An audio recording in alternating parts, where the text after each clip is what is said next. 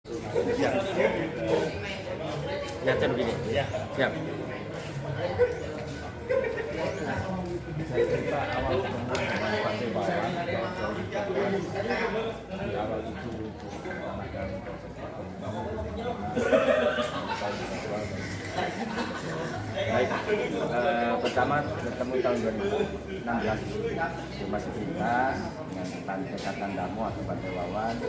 Tapi pada Imlek tahun 2019 di Vihara Dewi Welas Asih Cirebon, saya kembali bertemu dengan Pantai Katandamu atau Pantai Wawan membawa 3 lumpo. Dalam pertemuan Imlek itu Pantai Wawan telah meminta pendapat kepada saya bahwa apakah bisa untuk itu belum berbicara lanjut. Saya pulang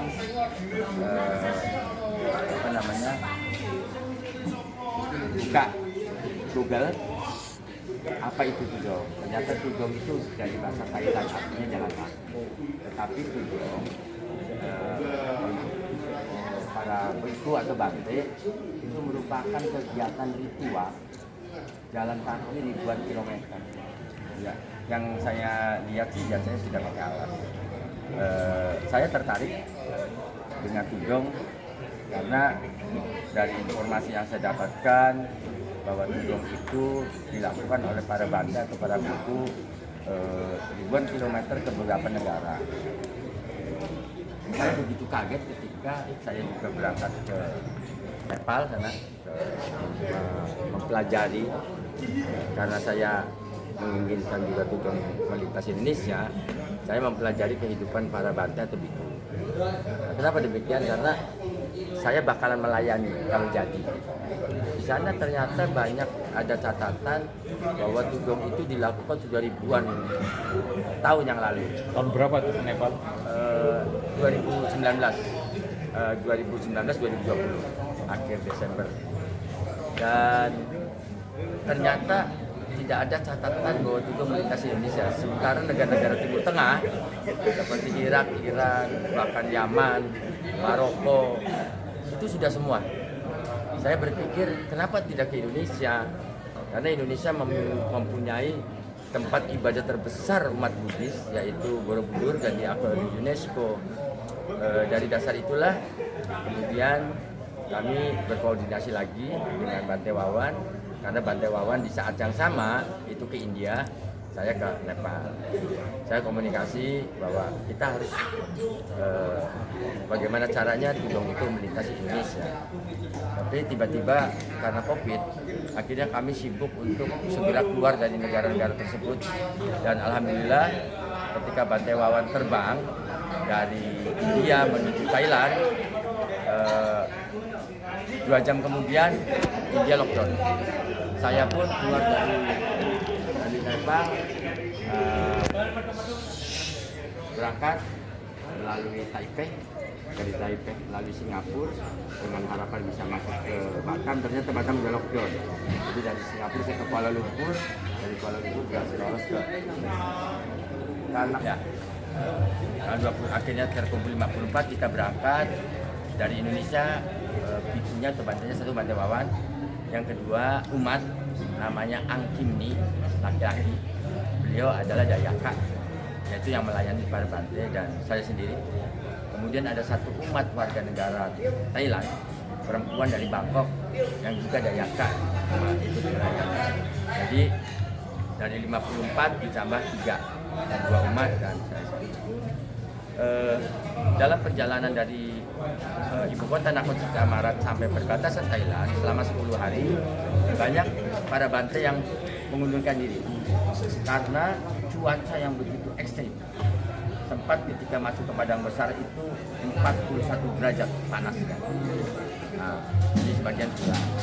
Tapi kami tetap melanjutkan perjalanan melalui pantai selatannya Malaysia, melalui pantai sampai ke Malaka. Di Malaka ada satu bante yang tidak melanjutkan perjalanan karena terjatuh dan terluka. Akhirnya tinggal 32 bante. Anda itu jalan kaki atau mengiring dalam mobil atau? jalan kaki, kadang-kadang ikut mobil umat, kadang-kadang ikut motor umat, karena kami tidak bisa mengikuti jalannya Bante yang begitu cepat. Ya.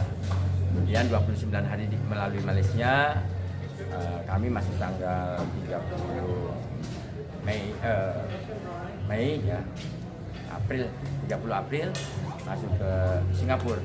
Di Singapura kita 10 hari. Kenapa 10 hari? Karena kami berharap para Bante ini bisa mengikuti upacara puncak Trisuci Waisak. Kenapa harus tanggal 8? Karena kita visanya 30 hari. Jadi tanggal 8 kami dari Singapura pakai ferry masuk ke Batam. Di Batam 1 hari karena ada umat Buddhis di sana, minta upacara tradisi. Tanggal 9 Mei kami terbang ke Jakarta dan sampai di Soekarno-Hatta. Tanggal 17 jam 17.52 mendarat di Soekarno-Hatta.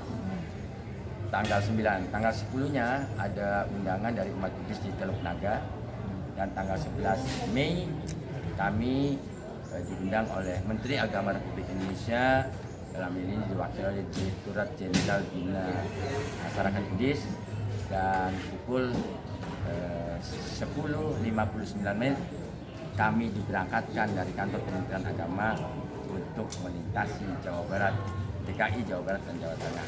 Sejak itulah kami terus melakukan perjalanan dari kota ke kota. Koordinasi tempat-tempat istirahat itu, Anda koordinasi dengan Maluki atau apa bisa dibukakan? Di sana kan ada yang dalam perjalanannya para Bante tidur di rumah-rumah, lalu sebelumnya singgah di wihara. Jadi apa namanya schedule itu bagaimana Anda mendesainnya? Apa bersama dengan Maluki dengan para Bante ini atau bagaimana? Tidak.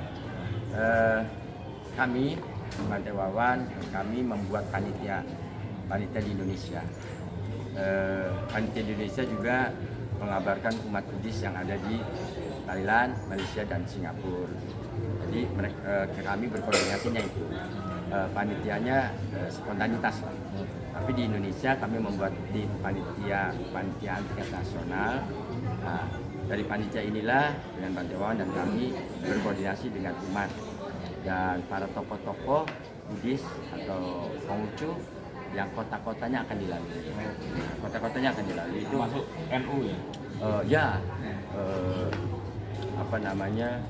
Justru organisasi Islam yang ada di Indonesia itu menghubungi kami ke Laskar Macanali untuk sama-sama ikut mengiringi, mengawal dan melayani para Bhikkhu Tudong. Itu sebuah hal yang sangat istimewa buat saya, karena dikiranya cuma kami sendiri, ternyata banyak sambutan. Dengan senang hati kami ajak, dan terbukti mereka di lapangan mengiringi dan melayani para Bante, dan istimewa. Kemarin Anda bilang betul secara jujur bahwa Tudong ini tidak ada support atau bantuan dari lembaga manapun, awalnya ya dari pemerintah maupun dari yang lain-lain.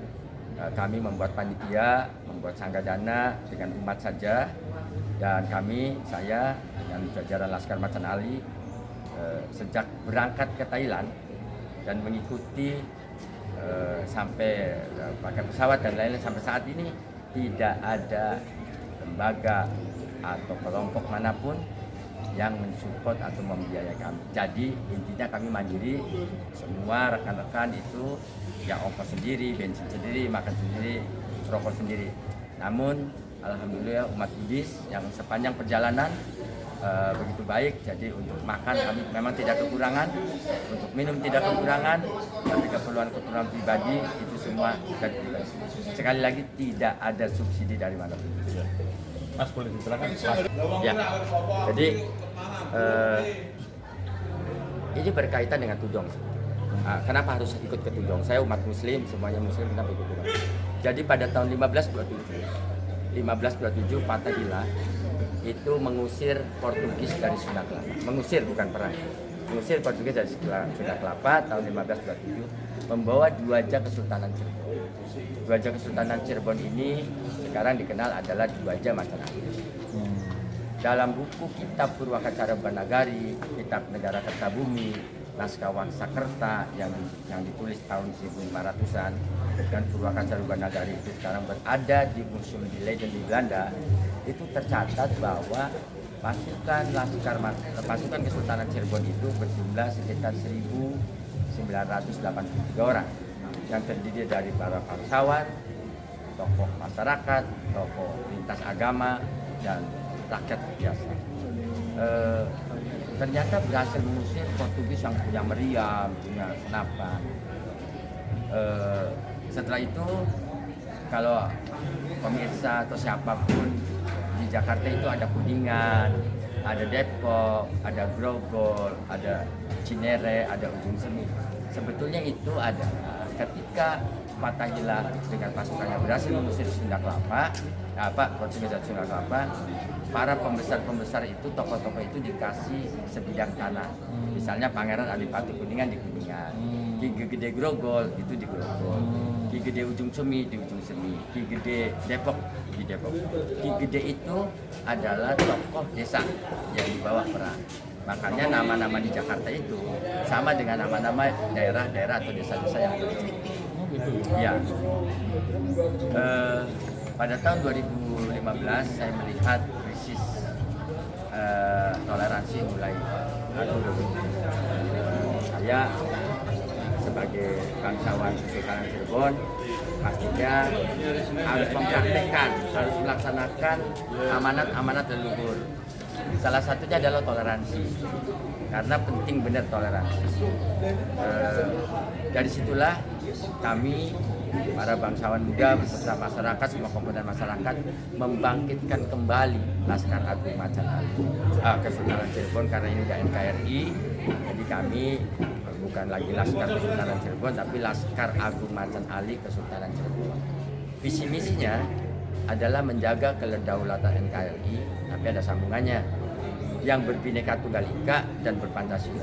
Jadi tidak bisa dan kami tidak akan mau merestui ideologi negara ini diganti oleh sistem apapun, termasuk sistem khilafah atau syariah, apalagi komunis atau apapun. Indonesia ideologinya harus tetap Ajas Tunggal Pancasila. Kemudian visi misi yang selanjutnya adalah menjaga marwah leluhur. Yang menjaga marwah leluhur itu adalah mempraktekkan, mempelajari, memasyarakatkan amanat-amanat leluhur. Leluhur kami adalah para wali, yaitu Sunan Gunung atau Syekh Sari Daulullah. Ketika ada orang bertanya, apa sih katanya ajaran leluhur, toleransinya orang Cirebon? Pada abad ke-13, berdasarkan kitab-kitab tadi, datanglah Laksamana Cengho, konon membawa 13.000 sekian pasukan tentaranya dan 330 sekian armada perang di laut. Ketika bermuhibah selama 7 kali keliling dunia, 2 kali bersandar di Muara Jati Cirebon. Yang pertama membawa 2 ulama besar, yaitu Syekh Datul Kabir dan Syekh Hasanuddin atau Syekh Purokrawan. Konon ketika armada ini kembali berlayar, banyak pengikutnya atau prajuritnya yang tidak ikut, bermukim di Cirebon, mendirikan vihara atau kelenteng yang sekarang masih terjaga dan usianya sudah hampir 600 tahun, 500 tahun, 400 tahun. Itu kelenteng atau vihara Jamblang, Leret, dan Dewi Welas Asih. 60 tahun kemudian Cirebon jadi buminya para wali. Semua pusat pengembangan agama Islam di Cirebon sampai ke Campang, bukan hanya Cirebon, sampai ke luar negeri. Tapi tempat ibadah umat Konghucu dan umat Buddha tidak pernah dirusak, tidak pernah disentuh. Umatnya tidak pernah dimaki-maki, umatnya tidak pernah ditekan.